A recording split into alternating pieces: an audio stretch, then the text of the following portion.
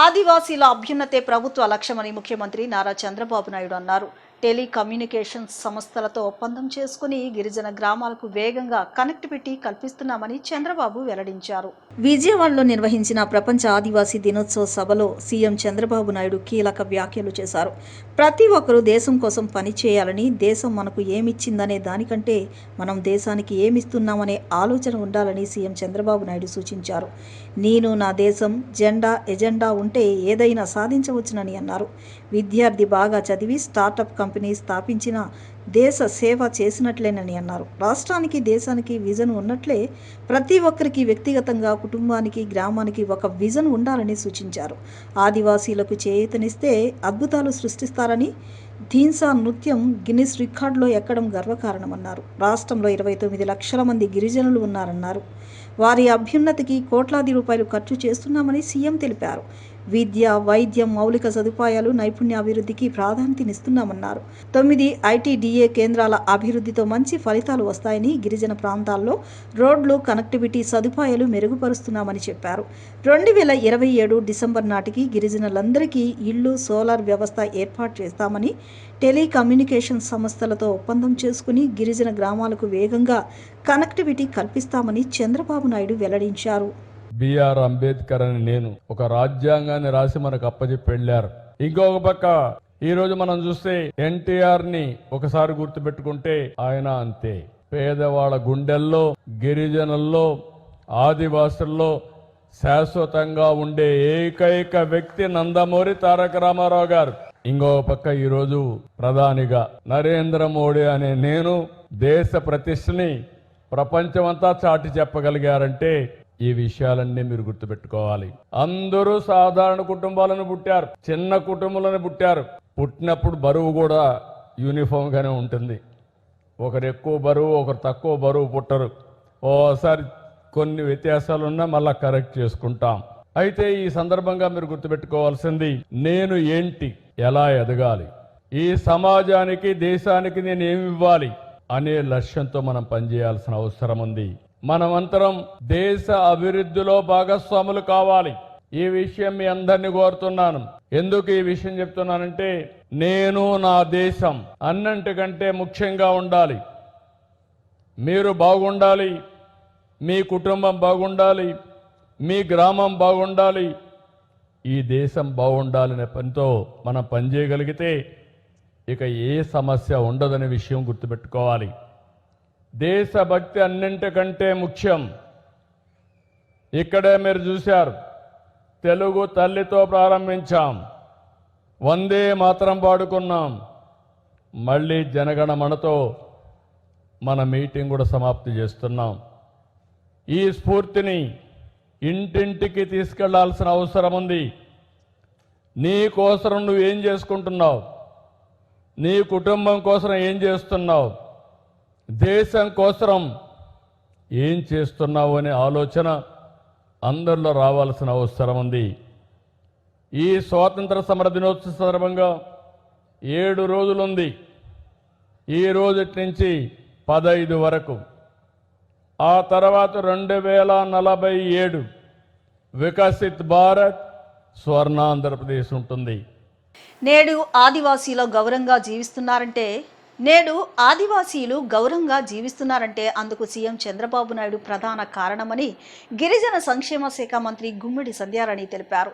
ఈ 2 ఏళ్లలో రాష్ట్రంలో 2500 కోట్లతో గిరిజన ప్రాంతాల్లో రహదారులు, మౌలిక సౌకర్యాలు కల్పించారని చెప్పారు. ఫీడర్ అంబులెన్స్ సృష్టికర్త చంద్రబాబు నాయుడు అని అన్నారు.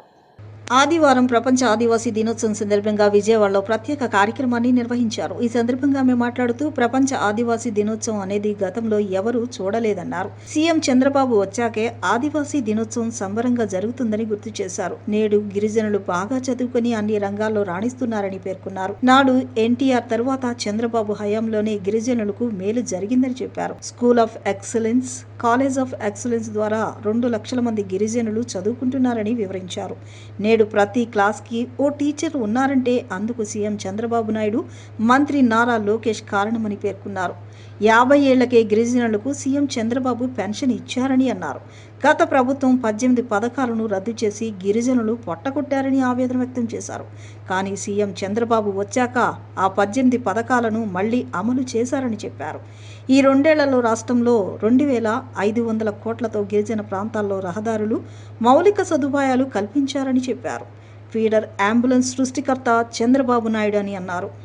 ప్రపంచ ఆదివాసీ దినోత్సవం గురించి మనందరం కూడా ప్రతి సంవత్సరం ఆగస్టు 9వ తేదీన ఇక్కడ అంగరంగ వైభవంగా జరిపించుకుంటున్నాం.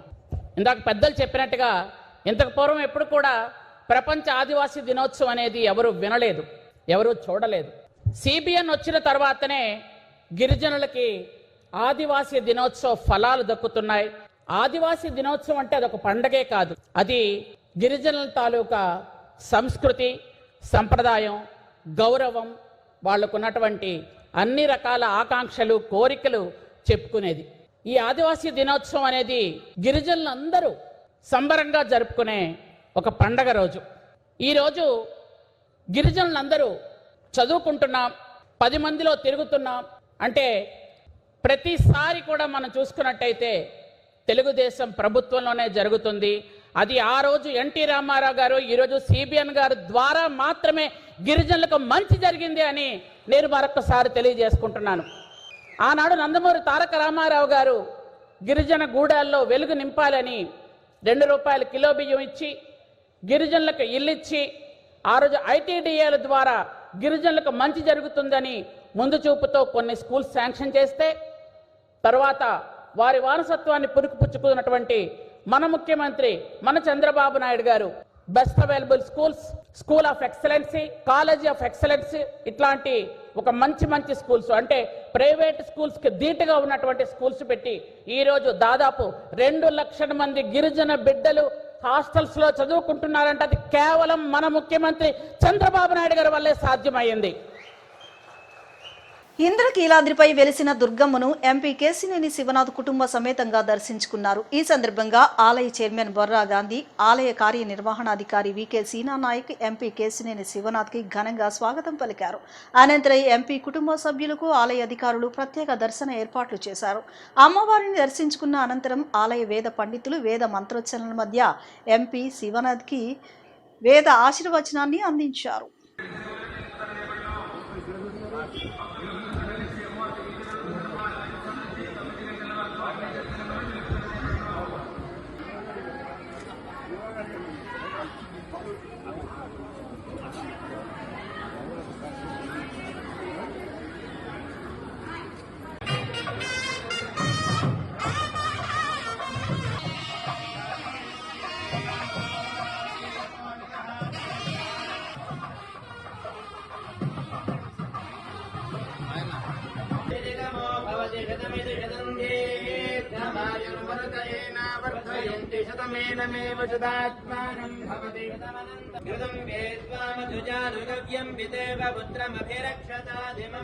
పశ్యతి పుత్రం పశ్యతి పౌత్రం ప్రజయా పశుభిర్మిథునైర్ధ్యాయతే దీర్ఘామాయుః. మహాకాళి మహాలక్ష్మి మహాసరస్వతి స్వరూపిణి కనకదుర్గాంబానుగ్రహ ప్రసాద సిద్ధిరస్తు. వ్యవహారేషు సర్వకార్యేషు దిగ్విజయతా ఫలసిద్ధిరస్తు. రాష్ట్ర ఇంటెలిజెన్సీ చీఫ్ సీనియర్ ఐపీఎస్ అధికారి ఉమేష్ చంద్ర లడ్డా కుటుంబ సమేతంగా అమ్మవారిని దర్శించుకున్నారు. ఈ సందర్భంగా ఆలయ చైర్మన్ బొర్రా గాంధీ, ఆలయ కార్యనిర్వహణాధికారి V K Seena Naik, special grade deputy collector ఆయనకు ఘనంగా స్వాగతం పలికి అమ్మవారి దర్శనానికి ప్రత్యేక ఏర్పాట్లు చేశారు. కుటుంబ సమేతంగా అమ్మవారిని దర్శించుకున్న ఉమేష్ చంద్ర లడ్డాకి ఆలయ వేద పండితులు వేద ఆశీర్వచనం అందించారు. అనంతరం ఆలయ అధికారులు అమ్మవారి తీర్థ ప్రసాదాలను అందజేశారు.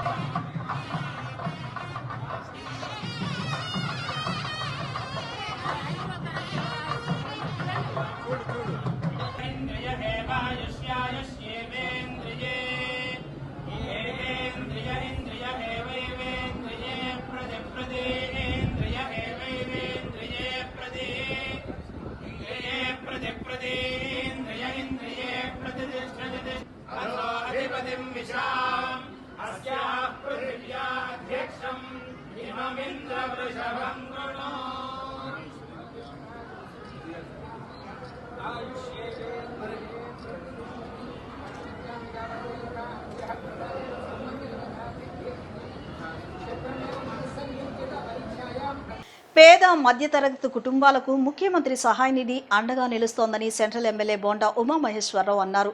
సింగినగర్లోని ఎమ్మెల్యే కార్యాలయంలో 62, 63 డివిజన్లకు చెందిన 12 మంది లబ్ధిదారులకు ముఖ్యమంత్రి సహాయ నిధి ద్వారా మంజూరైన 6,58,000 విలువైన చెక్కులను ఎమ్మెల్యే బోండా ఉమా అందజేశారు. ఈ సందర్భంగా ఆయన మాట్లాడుతూ అనారోగ్యంతో బాధపడుతూ వైద్య ఖర్చులు భరించలేక ఆర్థిక ఇబ్బందులు ఎదుర్కొంటున్న పేద మధ్యతరగతి కుటుంబాలకు ముఖ్యమంత్రి చంద్రబాబు నాయుడు ప్రభుత్వం సీఎంఆర్ఎఫ్ ద్వారా ఆర్థిక సహాయం అందిస్తున్నారన్నారు.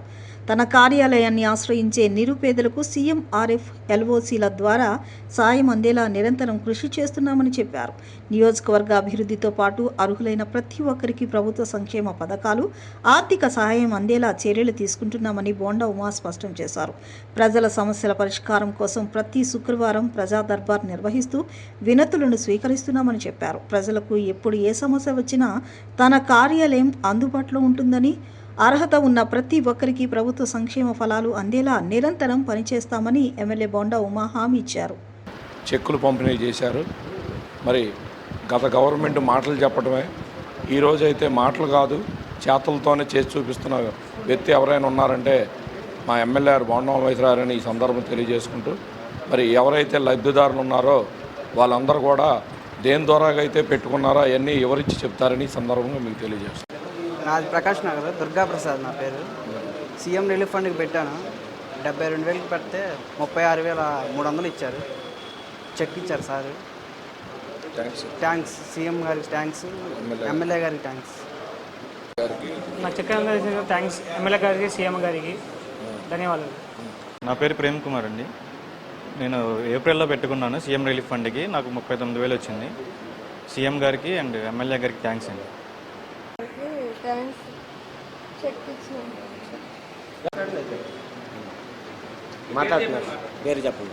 నా పేరు ప్రభాకర్ అండి. ఉడా కాలనీలో ఉంటాను. నాకు గత సంవత్సరంలో హార్ట్ ఆపరేషన్ అయింది. దానికి గాను 7 లక్షలు ఖర్చు అయింది. ఆర్థికంగా వెనుకబడిన కుటుంబం కాబట్టి నేను బోండా ఉమ్మ గారికి అప్లికేషన్ పెట్టడం జరిగింది. సీఎం రిలీఫ్ ఫండ్ కింద వారు దాన్ని పాస్ చేసి ఆమోదించారు. 2 లక్షల వరకు అమౌంట్ ఇచ్చారు. వారికి సదా కృతజ్ఞతగా ఉంటాను. ముఖ్యమంత్రి గారికి కూడా కృతజ్ఞతగా ఉంటాను. ధన్యవాదాలు. 63 డివిజన్ ఉడా కాలనీ. 63 డివిజన్ ఉడా కాలనీ. నా పేరు భవానీ. నేను రాజనగర్ నుండి వచ్చాను. నాకు 3 నెలల క్రితం ఆపరేషన్ అయింది. నాకు 55,000 దాకా ఖర్చు అయింది. ఇప్పుడు బోండా ఉమ్మగారి దయ వల్ల మళ్ళీ 30,000 నాకు చెక్ రూపంలో తిరిగి వచ్చాయి. సీఎం చంద్రబాబు నాయుడు గారికి, ఎమ్మెల్యే బోండా ఉమ్మ గారికి నా ధన్యవాదాలు. సీఎం నారా చంద్రబాబు నాయుడు గారికి, ఎమ్మెల్యే గారికి, లోకేష్ గారికి ధన్యవాదాలు అండి. ఇది మా నాన్నగారి చెక్ మీద వచ్చింది పేరు. అమౌంట్ నేను తీసుకొని ధన్యవాదాలు. గత 11 ఏళ్లుగా సూర్య సత్య చారిటబుల్ ట్రస్ట్ ద్వారా విజయవాడ నగరంలో అనేక సేవా కార్యక్రమాలు నిర్వహిస్తున్న రాజగిరి సోమేశ్వరరావు కుటుంబ సేవలు అభినందనీయమని ఎన్టీఆర్ జిల్లా జనసేన పార్టీ అధ్యక్షులు సామినేని ఉదయభాను అన్నారు. జనసేన పార్టీ అధినేత పవన్ కళ్యాణ్ స్ఫూర్తితో రాబోయే రోజుల్లో ట్రస్ట్ ఆధ్వర్యంలో సామాజిక సేవా కార్యక్రమాలను మరింత విస్తృతం చేయాలని ఆకాంక్షించారు. ట్రస్ట్ చేపట్టే సేవా కార్యక్రమాలకు తమ వంతు సహకారం అందిస్తామని సామినేని ఉదయభాను స్పష్టం చేశారు. సిటీనగర్లోని శ్రీ నగరాల సీతారామస్వామి, శ్రీ మహాలక్ష్మి అమ్మవార్ల కళ్యాణ మండపంలో సూర్య సత్య చారిటబుల్ ట్రస్ట్ 11వ వార్షికోత్సవ మహోత్సవాలు వేడుకలుగా నిర్వహించారు. ఈ కార్యక్రమానికి జనసేన పార్టీ ఎన్టీఆర్ జిల్లా అధ్యక్షులు సామినేని ఉదయభాను, జనసేన పార్టీ రాష్ట్ర కార్యదర్శులు అమ్మిశెట్టి వాసు, మండలి రాజేష్, నగరాల సంఘం రాష్ట్ర అధ్యక్షులు బాయన బాబూజీ, నగరాల సంఘం రాష్ట్ర మాజీ అధ్యక్షులు బాయన వెంకట్రావు తదితరులు ముఖ్య అతిథులుగా హాజరయ్యారు. ఈ సందర్భంగా ట్రస్ట్ ఆధ్వర్యంలో ప్రతిభ కనపరుస్తున్న విద్యార్థులకు స్కాలర్షిప్లను అందజేశారు. విద్యార్థుల విద్యాభివృద్ధికి అండగా నిలవడంతో పాటు ఆర్థికంగా వెనుకబడిన కుటుంబాలకు చెందిన ప్రతిభావంతులైన విద్యార్థులను ఉన్నత విద్య వైపు ప్రోత్సహించాలనే లక్ష్యంతో ట్రస్ట్ నిర్వహిస్తున్న సేవా కార్యక్రమాలను పలువురు అభినందించారు. కార్యక్రమంలో ముఖ్య అతిథిగా పాల్గొన్న సామినేని ఉదయభాను మాట్లాడుతూ విద్యార్థుల భవిష్యత్తుకు బలమైన పునాది అని అన్నారు. ప్రతిభ కలిగిన విద్యార్థులను ప్రోత్సహించేందుకు దాతలు, స్వచ్ఛంద సంస్థలు మరింతగా ముందుకు రావాల్సిన అవసరం ఉందని పేర్కొన్నారు. సూర్య సత్య చారిటబుల్ ట్రస్ట్ గత 11 ఏళ్లుగా నిరంతరంగా సేవా కార్యక్రమాలను నిర్వహించడం అభినందనీయమన్నారు. విద్యార్థుల ఉన్నత విద్యకు అండగా నిలుస్తున్న ట్రస్ట్ సేవలు రాబోయే రోజుల్లో మరింత విస్తరించాలని ఆకాంక్షించారు.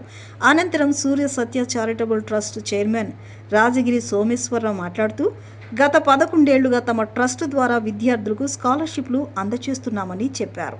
కరోనా మహమ్మారి, వరదల వంటి విపత్కర పరిస్థితుల్లోనూ ట్రస్ట్ ఆధ్వర్యంలో పెద్ద ఎత్తున సామాజిక సేవా కార్యక్రమాలు నిర్వహించామని వివరించారు. ప్రతి ఆదివారం ఉచిత వైద్య శిబిరాలను నిర్వహిస్తూ ప్రజలకు వైద్య సేవలను అందిస్తున్నామని చెప్పారు. రాబోయే రోజుల్లోనూ తమ కుటుంబ సభ్యులు భాస్కర్రావు, చంద్రశేఖర్, శ్రీనివాసరావు, పవన్ కుమార్ల సహకారంతో సేవా కార్యక్రమాలను మరింత విస్తృతంగా కొనసాగిస్తామని రాజగిరి సోమేశ్వరరావు స్పష్టం చేశారు. సేవే లక్ష్యంగా సమాజంలో అవసరమైన వర్గాలకు అండగా నిలుస్తూ విద్య, వైద్యం, సామాజిక సేవా రంగాల్లో తమ వంతు సహకారం అందిస్తామని ఆయన చెప్పారు.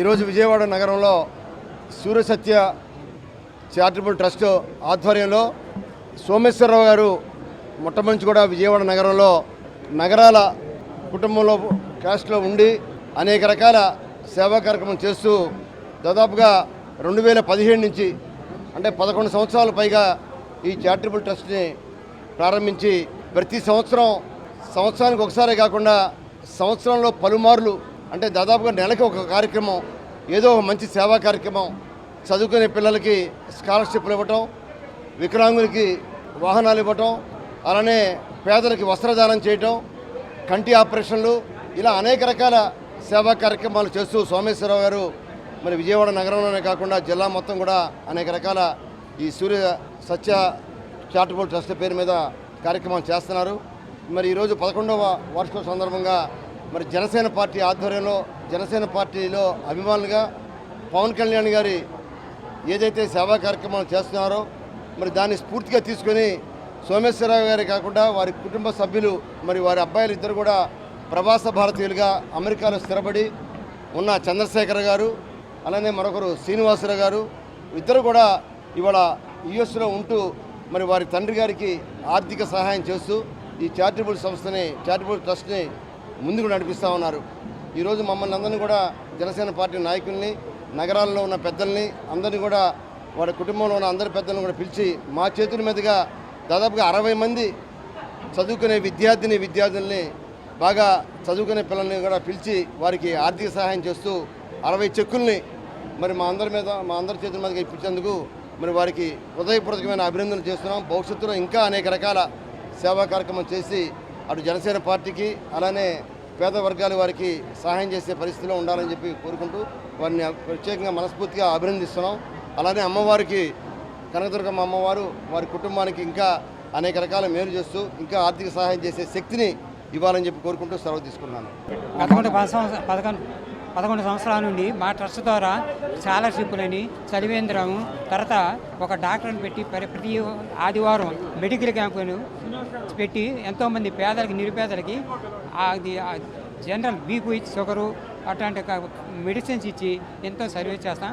అదేవిధంగా బీదలకి దుప్పట్లని, చీరలు అలాంటివి, తర్వాత యాపిల్ అనాథాశ్రమానికి కూడా ప్రతి సంవత్సరం ఒక ఆర్థిక సహాయం కూడా అందిస్తూ ఈ కార్యక్రమాలని ఇంకా ప్రకృతి విపత్తుల టైంలో కూడా పచారీ కిట్స్ అని ఆర్థిక సహాయం కూడా చేసి అందరికీ ఇది మెయిన్ ఏంటంటే పవన్ కళ్యాణ్ గారి స్ఫూర్తితోనే ఈ కార్యక్రమం 11 సంవత్సరాల నుండి మొదలుపెట్టాం. నేనే కాదు, మా బాబు కూడా అమెరికాలో కూడా ఇటువంటి కార్యక్రమాలు చాలా చేస్తున్నాడు.